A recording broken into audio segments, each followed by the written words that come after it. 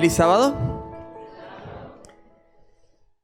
Muchas gracias por ya desde de entrada hacerme sentir en familia, y fue una grata sorpresa ir viendo varios rostros familiares, algunos desde la UAP, que hacía rato que no nos veíamos, otros con quienes nos vemos en la cancha. Veo que además del talento musical, porque estamos desde tempranito y escuchamos el ensayo y todo, hay mucho talento musical, también hay talento futbolístico en esta iglesia, claramente.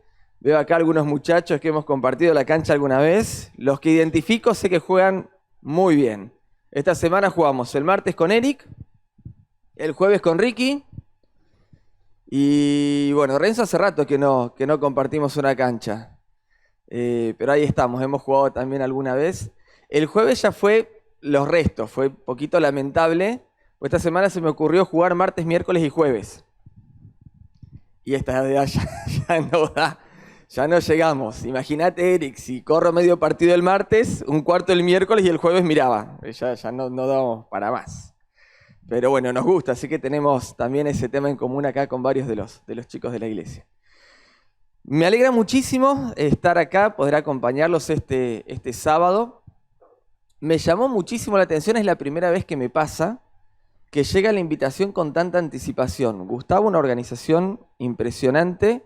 En mayo creo que nos contactamos, ¿no? En mayo pidiendo la fecha para ahora.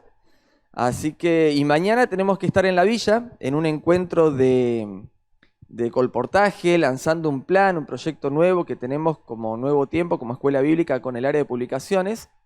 Y pensábamos viajar el fin de semana, pero decía, nunca en la vida me invitaron a predicar 5 meses antes, jamás. Así que definitivamente vamos a organizar el viaje para ir más tarde. Y bueno, vamos a estar viajando Dios mediante esta tarde, pero el sábado a la mañana, compromiso ineludible, estamos en Olivos. Así que muchísimas gracias por la invitación y es un privilegio acompañarlos.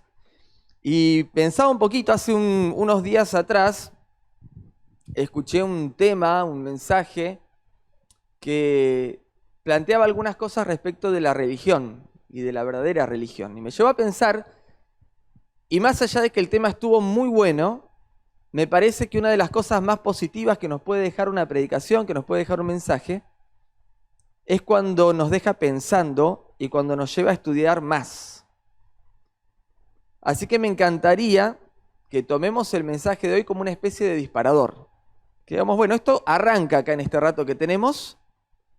Me gusta que no es solamente el reloj, acá viene el reloj con cuenta regresiva y es el número más grandote. O sea que está clara la cosa, bien. Después viene en color rojo y después empieza a dispararte un láser como hacen con los arqueros cuando patean penales, viene y le ponen el láser en la cara para que... Ahí está, después viene con láser de 10. Entonces, en este rato que tenemos, tirar algunas cositas pensando después en que cada uno de nosotros sigamos con la reflexión y lo pensemos y ojalá les pase lo mismo que me pasó a mí con este sermón que escuché hace un tiempo atrás, que me llevó a la Biblia y me puso a estudiar más. Y además del beneficio que generó ese momento de reflexión espiritual, también se pudo prolongar en el tiempo, en mi encuentro con Dios, y creo que eso siempre es muy valioso. Cuando nosotros hablamos de la verdadera religión, solemos escuchar un par de pasajes que se mencionan mucho. Algunos se acuerdan o tienen en mente si te dicen, bueno, a ver, ¿dónde me decís con la Biblia cuál es la verdadera religión? Y a mí me vinieron a la cabeza un par de pasajes bastante conocidos que solemos usar, pero no hace falta que me digan la referencia exacta. ¿Está bien? Vale la idea. Vale decir, a ver, cuando vamos a la verdadera religión, ¿qué se te viene a la cabeza? ¿Qué pasajes de la Biblia usarías para decirle a alguien, bueno, la Biblia dice que la verdadera religión se manifiesta así, o de esta manera, o es esto? Ideas. Vamos un poquito más fuerte, así los escucho. A ver, está la cámara acá, yo encima me muevo de terror. ¿Ah, sí? Uy, mirá, está con líneas y todo. Bueno, fenómenos, vamos a hacer lo que se pueda. Estoy como medio atado, pero nos vamos a portar bien. Apocalipsis, excelente. Ahí estamos en el contexto del mensaje de los 3 ángeles y específicamente los que guardan, dice la paciencia de los santos, los mandamientos de Dios y tienen la fe de Jesús. Excelente. Esa es una respuesta que viene a nuestra mente con este concepto del remanente y cuando pensamos más que en la religión verdadera, Vamos a sincerarnos entre nosotros, total, estamos en este ámbito íntimo y con todos los que estén en internet. Cuando hablamos un poquito del remanente y esa cuestión de cuál es la denominación religiosa verdadera. ¿Sí o no? Porque normalmente Apocalipsis 14:12 nos lleva rápidamente a la conclusión de que la religión verdadera es la que cumple los mandamientos de Dios y tiene la fe de Jesús, que es el testimonio de Jesucristo, que es el espíritu de profecía. Lo enganchamos con el capítulo 19 y terminamos diciendo es la iglesia adventista. ¿Estoy equivocado o esa es normalmente nuestra secuencia de pensamiento? Ok. Fenómeno. Entonces, es un pasaje que apunta a la práctica religiosa verdadera, los mandamientos de Dios y la fe de Jesús. Excelente. Vamos un poquito más y veamos de ampliar el concepto más allá de las fronteras de las denominaciones religiosas. Y tratemos de pensarlo ahora como una experiencia más personal que corporativa. Gustavo.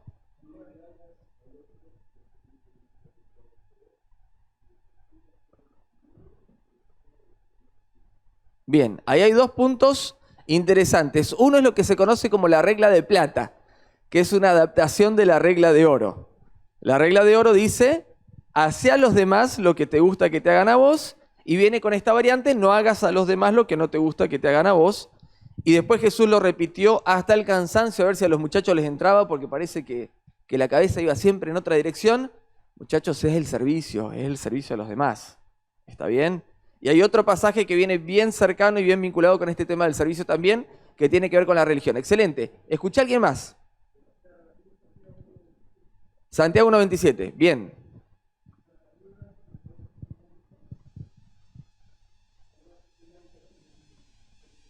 Bien, gracias. Ese es uno de los pasajes que se usa muchísimo porque además tiene la particularidad de que incluye la palabra religión. ¿Está bien? La religión pura y sin mancha delante de Dios nuestro Padre es esta: atender a los huérfanos y a las viudas en sus aflicciones y conservarse limpio de la corrupción del mundo. ¿Está bien? Bien, otro pasaje que se utiliza muchísimo. Renzo.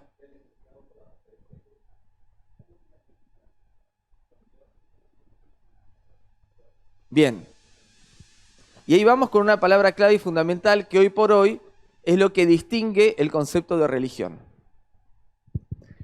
Y podríamos mencionar de paso Miqueas 6:6-8. ¿Cómo me acercaré ante Dios y me postraré? Me presentaré con holocaustos, becerros, se complacerá de todos los sacrificios. Y dice, ya se te ha declarado lo que es bueno, ya se te ha dicho lo que espera el Señor de ti, practicar la justicia, amar la misericordia y humillarte ante Dios. Son pasajes que solemos usar para hablar del tema de la religión. Ahora,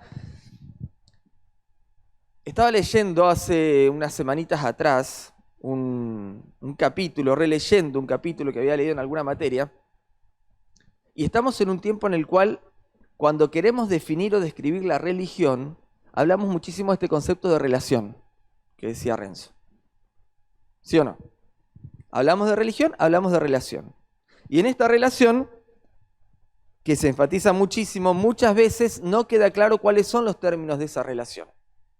Hablamos de que la religión es relación con Dios. ¿De qué manera se da esa relación? No siempre queda claro. Y entonces tenemos, cuando hablamos de la verdadera religión y pensamos en la verdadera religión de la Biblia, posturas que oscilan aproximadamente entre estas ideas. En primer lugar, los que consideran la religión como una relación con Dios. Dentro de este grupo están los que nos gusta denominar los más conservadores, que muchas veces perciben la relación con Dios como una serie de cosas que hacemos o dejamos de hacer y solemos identificar con una perspectiva más legalista. Están los que hablan de la relación con Dios en un término un poquito más emocional, más de lo que siento y me vinculo con Dios de la manera que a mí me parece. ¿Está bien? Y eso se ve muchísimo hoy en día. La gente termina generando relaciones con Dios a su medida, de acuerdo a lo que les parece, de acuerdo a lo que sienten. Y después están los que van un poquito más allá y consideran que la verdadera religión empieza con una relación con Dios y se traduce en una relación con los demás. Un poquito las dos dimensiones que mencionaba Renzo recién. ¿Está bien? Y hay un encuentro en los evangelios que a mí me apasiona, que me gusta muchísimo, y que me parece que hoy nos puede dar algunas pautas para entender qué es la verdadera religión. Y vamos a ver que tiene que ver con estos elementos, no los estoy descartando para nada, están presentes, pero me parece que tenemos la posibilidad de ir un poquito más allá. Podemos ir un poquito más allá y darnos cuenta cuál es el planteo que Jesús hace de lo que es la religión. Y vamos a ir a Juan capítulo 4, ¿está bien? Y nos vamos a quedar ahí. Y no sé si a alguno más le pasa, para mí uno de los encuentros favoritos, me gustan mucho los encuentros de Jesús, me gusta mucho el Evangelio de Juan, soy un apasionado del Evangelio de Juan, me encanta. Y dentro del Evangelio de Juan, este encuentro a mí me fascina. Y es el encuentro de Jesús con la mujer samaritana. Está en Juan capítulo 4. Es uno de los capítulos por ahí que las peques más quieren ver. Cuando destinamos un ratito los viernes a la noche, ellas tienen bastante restringido el tema del video. Y el viernes a la noche, el culto incluye la posibilidad de ver algo. Y bueno, es toda una emoción. Vemos algo en la tele. Y una de las cosas que les gusta ver es la serie de Chosen. ¿Sí? La conocen, me imagino, a esta altura. Estamos ahí con la expectativa de la tercera temporada ahora en el mes de noviembre. Y la primera temporada cierra con el encuentro de Jesús con la mujer samaritana. Y es uno de los capítulos que las peques más piden. Y es muy lindo cómo se presenta ese diálogo, ¿no? Y esa historia. Y cuando arranca la siguiente temporada, cómo se revolucionó el pueblo a partir de esa mujer, ¿no? Y lo que Jesús hace. Jesús se enteró de que los fariseos sabían que él estaba haciendo y bautizando más discípulos que Juan. Comienza diciendo el capítulo 4, aunque en realidad no era Jesús quien bautizaba, sino a sus discípulos. Por eso se fue de Judea y volvió otra vez a Galilea, y como tenía que pasar por Samaria, llegó a un pueblo samaritano llamado Sicar, cerca del terreno que Jacob le había dado a su hijo José.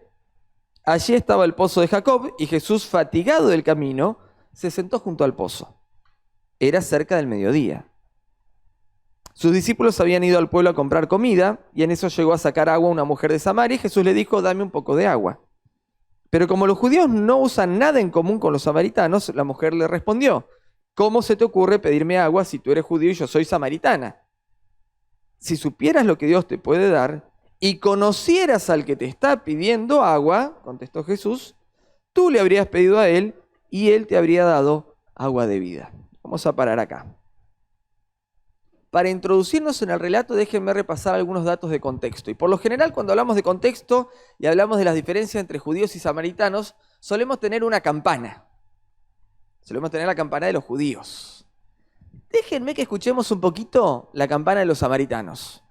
¿Está bien? En este conflicto. Vamos a ponernos en el otro lado. Vamos a ir un poquito con los discriminados y vamos a escuchar a los discriminados qué tienen que decir. Y los discriminados nos van a contar, por ejemplo, y lo plantea la mujer, que uno de los temas de conflicto es el lugar de adoración. Y ella lo dice después. ¿Cuál es el argumento de los samaritanos? Siempre decimos, no, y los judíos, y claro, y si estaba el templo en Jerusalén, papá. ¿Cuál es el argumento de los samaritanos? Ellos dicen, nosotros creemos que el lugar de adoración es el monte Gerizim.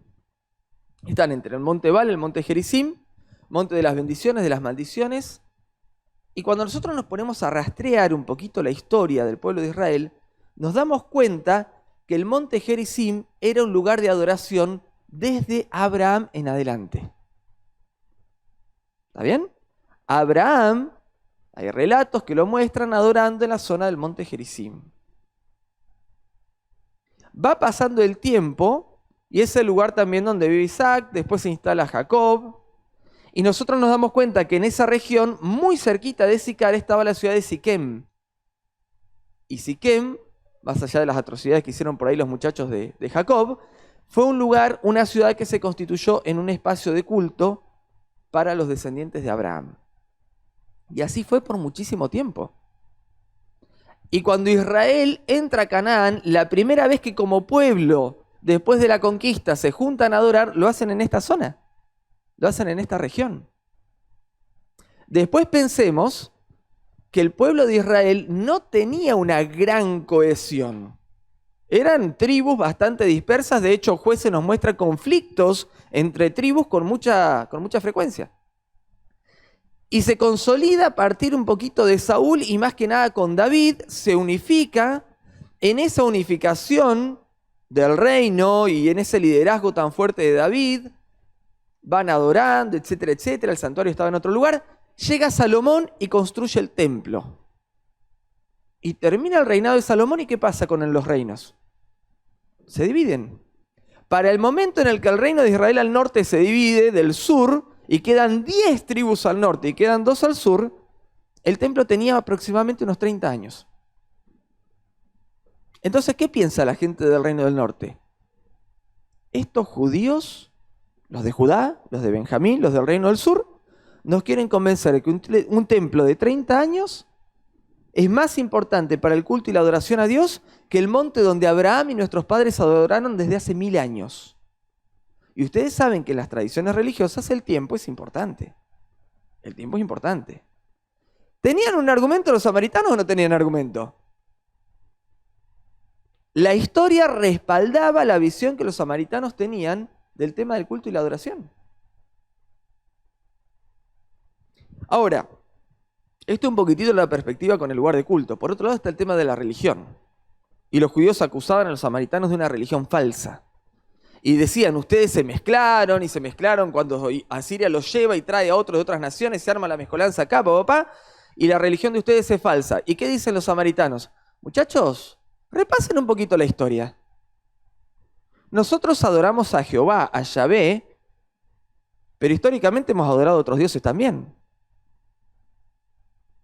¿Tenían razón o no tenían razón?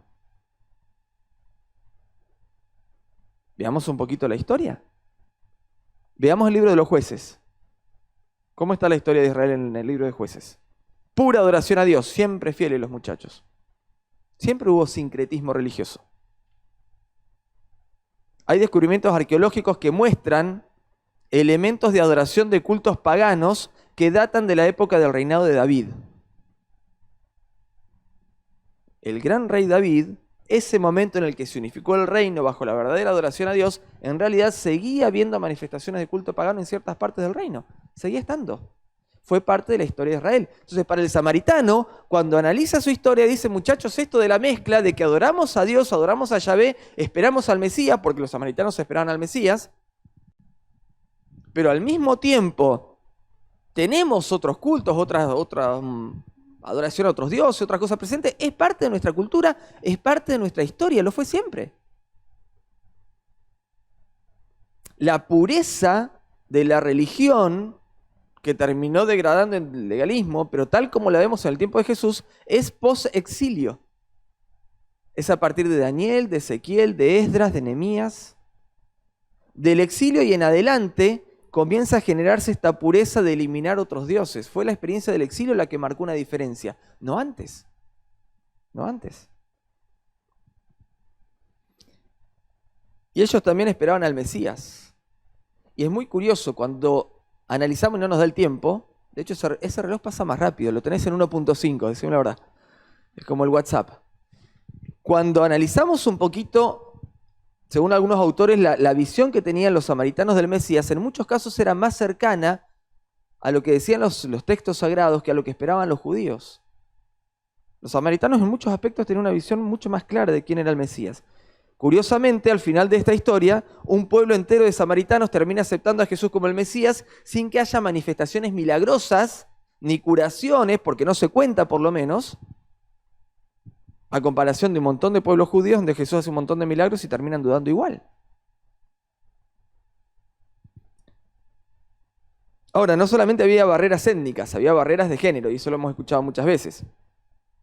Ahora, es muy interesante esto del hombre y de la mujer, pero el tema del contexto en el que se encuentran, el tema del pozo.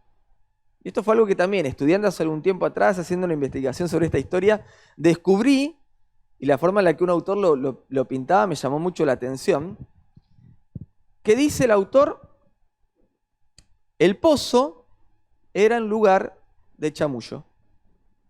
El pozo era un lugar de levante. ¿Está bien? Pará. En la mente del judío y del samaritano, el pozo era el lugar del encuentro para tener pareja. Pasó con Isaac. Va Eliezer, mandado por Abraham, para buscar esposa. ¿Dónde se encuentra Eliezer con Rebeca? En el pozo. Ahí se genera todo, Rebeca lo lleva a la familia, marcha Rebeca, se casan con Isaac, buenísimo. Jacob escapa de la casa. ¿Dónde se encuentra con Raquel? En el pozo. Ahí están. Y ahí ya Jacob en el pozo, dice la Biblia, no lo estoy inventando, quedó enganchadísimo con Raquel, al punto que el tipo laburó 7 años y dice que le parecieron como pocos días. Que estaba metido hasta las manos el chabón. Y después tuvo que laburar 7 más por la que le hizo el suegro, y los laburó 14 años por la mujer. Impresionante. En el pozo. Los grandes patriarcas de Israel conocieron a sus esposas en el pozo. Y si vamos a Moisés, otro gran líder de Israel, que lo respetaban los dos, pues los samaritanos tenían el Pentateuco, aceptaban los escritos de Moisés, no aceptaban otros profetas.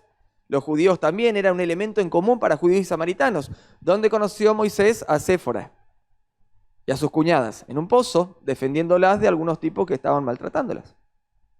Así que el pozo era el lugar de encuentro. Y cuentan los historiadores que no se hablaba un hombre y una mujer en el pozo a menos que... No te imaginabas el pozo como el lugar de levante, ¿no? Pero era el lugar de encuentro. Y cuando un hombre le hablaba a una mujer en un pozo, estaba manifestando sus intenciones de llegar a algo más. Por eso yo mantengo a mis hijas muy lejos de los pozos. Hasta los 25. Después terminan haciendo lo que quieren, dice mi madre, no sé por qué. Bueno, así que en todo este contexto nos encontramos a Jesús iniciando el diálogo. Para la mentalidad de la época, Jesús estaba intentando enganchar a la mujer samaritana. Y no quiero que suene irrespetuoso, quiero que la historia bíblica tome vida y nos demos cuenta de lo que está pasando realmente en el relato. Jesús está quebrando barreras culturales tremendas al dirigirse a hablar a esta mujer, por lo étnico y por la cuestión de género. Y Jesús empieza el diálogo y la mujer se sorprende y le dice, vos sos judío, yo soy samaritana, vos sos hombre, yo soy mujer. ¿Vos te das cuenta de lo que estás haciendo? Y ahí viene el diálogo. Ahora, entendiendo un poquito este contexto, algunas ideas que nos muestran el tema de la verdadera religión. En primer lugar, Jesús, ¿ustedes piensan que quiebra los elementos culturales de su tiempo por desconocimiento? Bueno, es que Jesús venía de allá y 30 años no le alcanzaron para entender más o menos cómo se manejaba la cosa acá abajo. Jesús lo hace a propósito. Jesús lo hace de manera intencional. Ahora, Jesús conocía perfectamente la cultura de su tiempo. Y Jesús, al conocer la cultura de su tiempo, sabe cómo utilizarla, sabe cómo aprovecharla. Y hay momentos en los cuales Jesús es muy respetuoso de la cultura de su tiempo. De hecho, hay escritos de Elena de White que explican que, hablando de Jesús y de Pablo, que ellos no vinieron a causar revoluciones sociales. Por eso hay momentos en los cuales parece que están de acuerdo con ciertas prácticas sociales que discriminan a ciertos grupos en la sociedad, cuando en realidad no lo estaban. Pero hay momentos en los cuales ellos se adaptan, se amoldan al contexto cultural. Y hay momentos en los cuales Jesús lo quiebra. Solamente la sabiduría del Señor nos puede guiar para que la verdadera religión sea una religión que tenga la capacidad de entender su contexto y de saber en qué momentos actuamos de acuerdo al contexto y en qué momentos tenemos que levantarnos y romper con los patrones culturales en los cuales estamos inmersos. A mí me encanta la creatividad de Jesús. Es muy creativo y al mismo tiempo es muy respetuoso. Jesús está rompiendo con patrones culturales de una manera tal que la mujer se engancha en el diálogo y no sale corriendo. Qué manejo de situación, qué sabiduría, qué capacidad impresionante para que en ese contexto cultural Jesús pueda jugar con los patrones culturales de su tiempo, pueda romper, quebrar algunas barreras y sin embargo que eso sirviera para quebrar las barreras de la mujer también, que al comienzo tenía unos muros altísimos levantados contra Jesús. Es impresionante. Y nosotros hoy somos invitados por Jesús a vivir esa verdadera religión que tiene la creatividad del cielo, que no discute, que no va contra lo estándar porque sí, sino que tiene un propósito. Que sabe en qué momento tiene que ser respetuoso del contexto cultural y en qué momento tenemos que decir, gente, nosotros con esto no. No somos prisioneros del contexto cultural en el que nos encontramos. Dios quiere darnos la capacidad de utilizar ese contexto a nuestro favor para la predicación del Evangelio. Eso hace la verdadera religión. ¿Qué más? La verdadera religión valora al ser humano. Y es muy interesante cómo Jesús le da el valor a esta mujer, que era una mujer marginada. A lo largo de toda la charla, lo que Jesús va haciendo con esta mujer hace que transforme su mirada inclusive de sí misma. Y vamos a mencionar esto un poquito después. Pero me parece importantísimo cómo Jesús nota a la persona, cómo la ve, y cómo Jesús trabaja de manera tal que la persona sienta que está en posición de ofrecer y de dar algo. Jesús no empieza el diálogo ofreciendo, Jesús empieza el diálogo pidiendo. ¿Y cuántas veces nosotros nos acercamos a la gente ofreciendo de entrada? Con lo cual ya establecemos un patrón de desigualdad en el cual yo estoy en posición de darte algo que vos no tenés. Con lo cual ya de entrada estamos haciendo sentir a la persona inferior. Jesús actúa distinto. Jesús se pone él en la posición de quien necesita. Jesús se identifica con la humanidad con sed, con cansancio, dice el texto bíblico. Jesús manifestó en algunos momentos lo que sufría a partir de la soledad y la necesidad de que alguien lo acompañe, como pasó en Getsemaní. Oren conmigo, muchachos, necesito su apoyo en este momento. Y me encantó lo que contaba Gustavo, una persona que estuvo dispuesta a mostrarse vulnerable, a compartir su experiencia. Y vivimos en una cultura donde es muy difícil mostrarnos vulnerables. A mí me preocupa muchísimo que nosotros en nuestras comunidades de fe no seamos capaces de abrir el corazón y de contar lo que nos pasa. Y parece tan raro lo que pasó en el culto de esta semana, tan fuera de lo común. ¿Por qué no puedo sentirme con la seguridad de que pertenezco a una familia donde soy amado y aceptado como soy? Donde no me van a marginar porque mi vida no sea perfectita de acuerdo a los estándares más humanos que divinos. Necesitamos transformarnos por la gracia de Dios en comunidades de aceptación. Y Jesús arranca poniéndose él en una posición de necesidad. ¿Para qué? Para que la mujer sienta que ella tiene algo para ofrecer, que tiene algo para dar. Y entran en el diálogo. Y entonces Jesús dice, en el versículo 10, el último que leímos hasta ahora, dice, si conocieras a quien te está hablando, vos le pedirías y te daría agua de vida. La verdadera religión sí incluye, como decíamos hoy, pero creo que es un punto de partida el conocer a Jesús. El conocer a Jesús. Jesús le dice, tu vida puede cambiar si conocieras con quién estás hablando. Y me lleva a pensar, y lo hemos escuchado muchas veces, y no me voy a detener mucho en esto, cuántas veces nosotros tenemos que ponernos a pensar y a reflexionar si realmente estamos conociendo al que le da sentido a todo, al que le da sentido a la religión. Si estamos creciendo en esa relación que nos permita conocerlo de verdad. Seguimos, versículo 11. Y vamos avanzando porque más allá de un tiempo de descuento de misericordia, pero vamos a cerrar. Señor, ni siquiera tienes con qué sacar agua, dice el versículo 11. Seguimos en Juan 4. Y el pozo es muy hondo, ¿de dónde pues vas a sacar esa agua que da vida?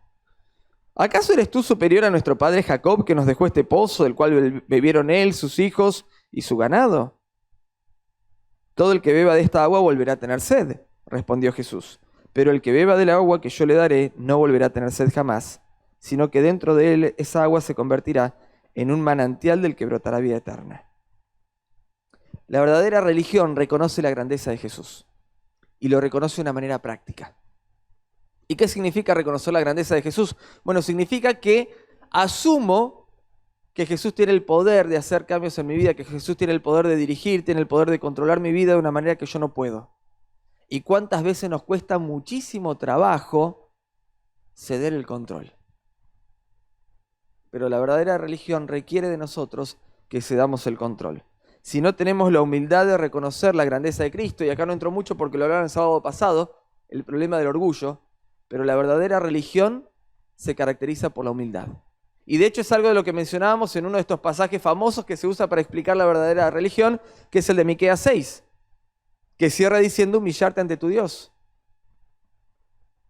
Y esta humillación tiene que ver simplemente con el reconocimiento de decir, Señor, no puedo, porque es la verdad, no puedo hacerme cargo de mi vida, no puedo hacerme cargo de mi vida. Te cedo el control, vos podés. Esa entrega es la que caracteriza la verdadera religión. Y el diálogo sigue. Y Jesús dice, ve a llamar a tu esposo y vuelve acá. No tengo esposo, respondió la mujer, tratando de salirse por la tangente. Bien has dicho, le dice Jesús, que no tienes esposo.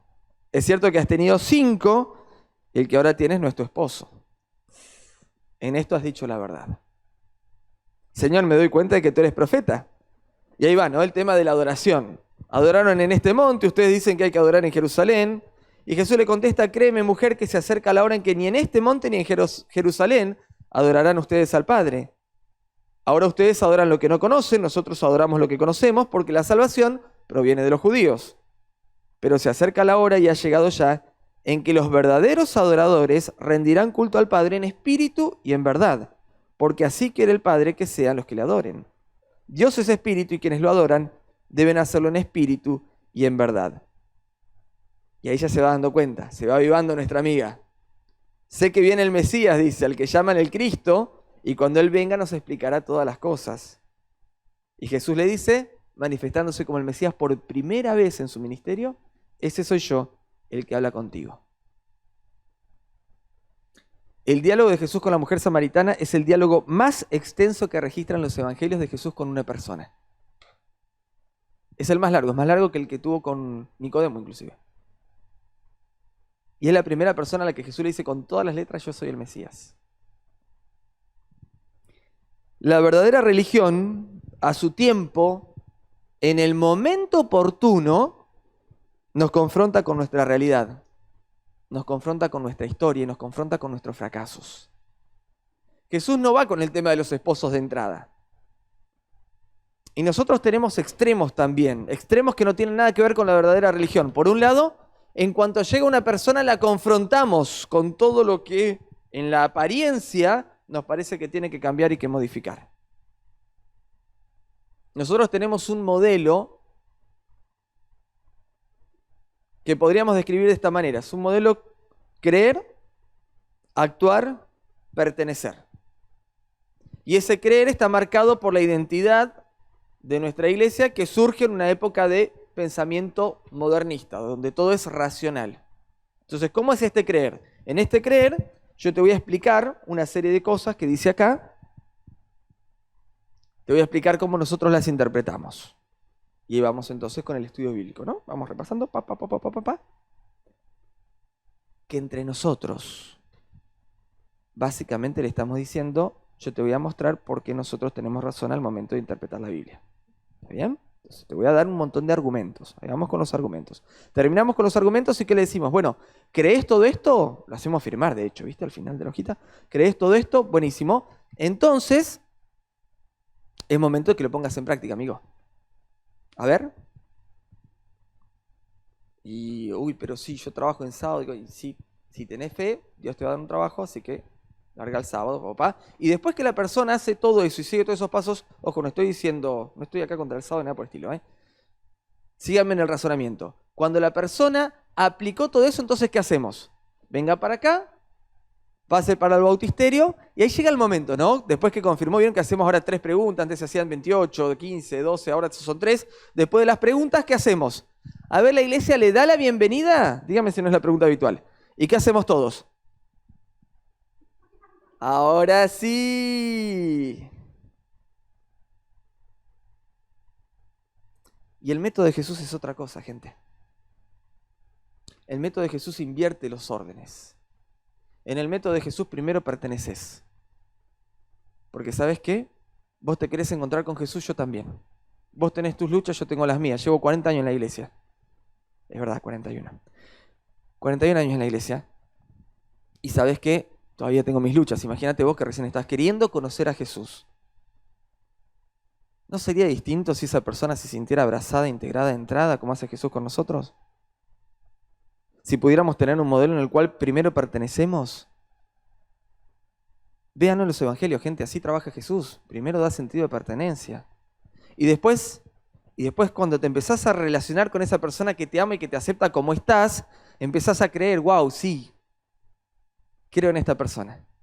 Y en ese creer, su espíritu empieza a transformar tu vida y entonces empezás a actuar como ¿qué? Como consecuencia de lo que Él está haciendo en tu vida, de la transformación que Él está obrando.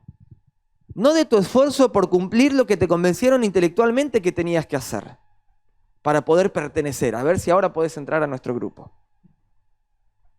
Y Jesús con esta persona nos muestra que Él confronta a la persona con su situación, pero a su debido tiempo, en el momento oportuno.